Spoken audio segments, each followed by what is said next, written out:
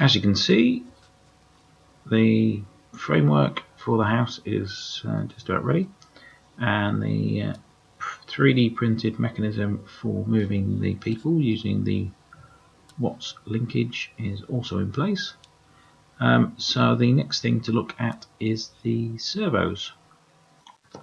This is the test rig that I built to look at the behaviour of the servos and to check that they work correctly with the 3D printing parts. As Jan has pointed out on the Element 14 forum, the large Tinkerkit servo is a continuous rotation servo, but luckily I'd already purchased a small proportional servo that is going to have the behaviour that I desire. And here's the servo in motion. You can see the current sort of jumping all over the place, but it sort of averages around 100 milliamps. So that's going to be well within the capabilities of the battery system I'm planning. The Tinkerkit servo provided with the kit is a continuous rotation servo, so that's effectively a speed controlled motor. The proportional servo I swapped that out with is slightly different in that it has a potentiometer measuring the position of the output shaft. The signal from that is combined in an error amplifier with the voltage generated by the input signal, and the two combine to move the motor to the desired position.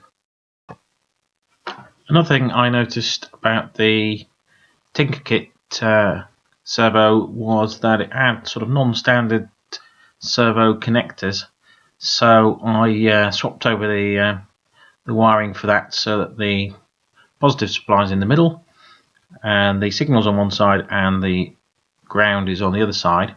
This means if you get the thing backwards, all that really happens is that the signal is shorted to ground, which is fairly harmless.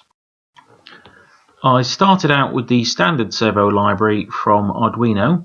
That positions the servo as I would like, but there's no control over the speed.